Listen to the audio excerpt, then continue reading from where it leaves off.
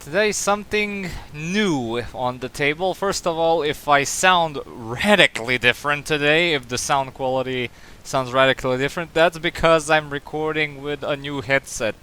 What happened was my regular headset that I've been recording from, well, since I started the channel up until now, has worn off. I've had it way before I even started the channel, and there's this one point in the wire where you have to like bend it precisely so you can either hear something or, you know, record something through the microphone, and that was irritating the freaking hell out of me because always getting that right for the recording and everything, and when I watch anime with my headphones and then to adjust that, it really was bugging me out. It was either if you don't adjust it perfectly, you either don't hear anything or you hear only on one ear. Same goes for the microphone in some way.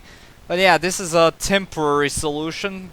I'll probably return after I return from my holidays in a few days. I'll probably revert back to my regular headset, or I might actually maybe get a new one depending on how the situation develops. Since this is currently the experimental phase of this new headset, I decided to record a very short video, as you already seen in the title.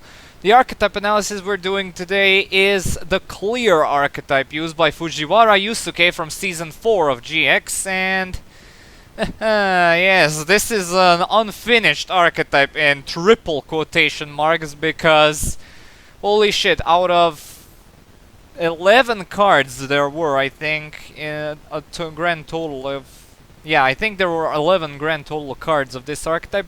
Only 2 of them made it into the real game.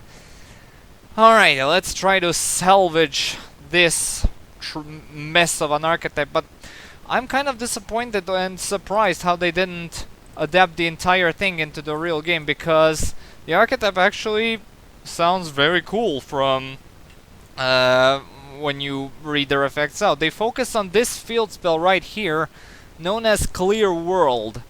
And during each of your end phases, you must pay 500 life points to, or destroy this card, and during the end phase, of course. And each player receives additional effects depending on the monster attributes they control.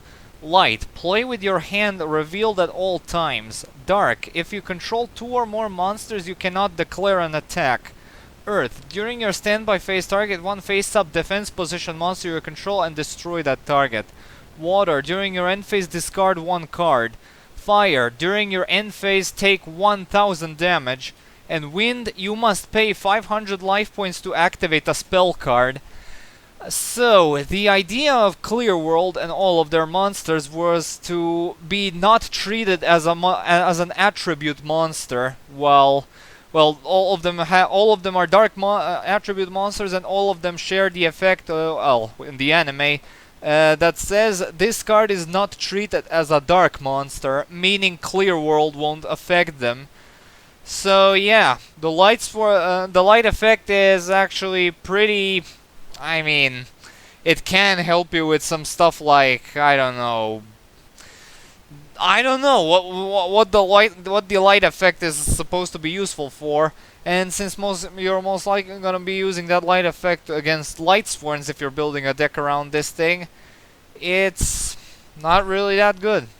The water effect is a straight up a helping hand with not Burning Abyss, the Dark World archetype. The fire attribute is straight up Lava Golem effect, so yeah, it basically doubles the effect of Lava Golem, so you take 2000 damage each turn.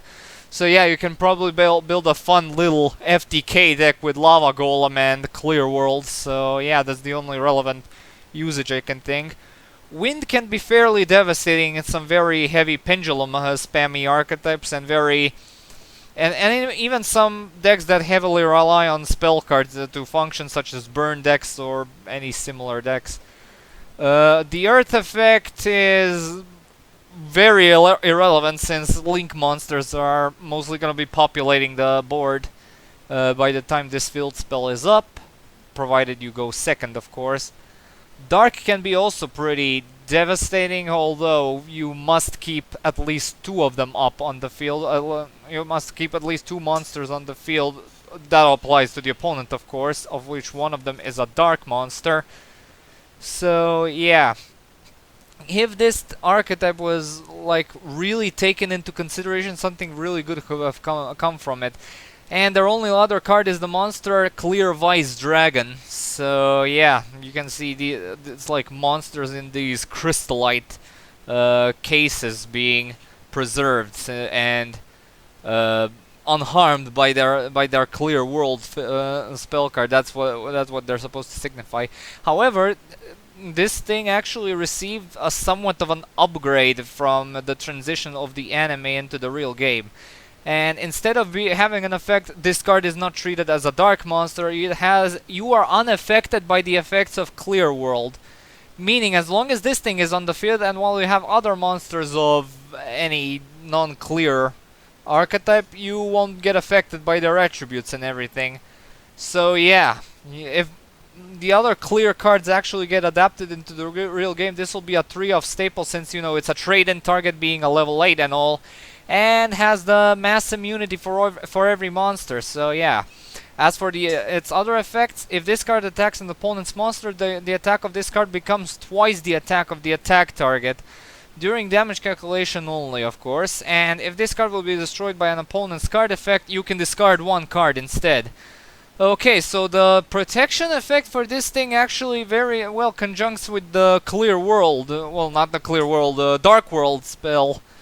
As spells and traps line up in Archetype in general, so yeah. If you actually want to take this into Dark World, it's actually a really good choice. And yeah, that's...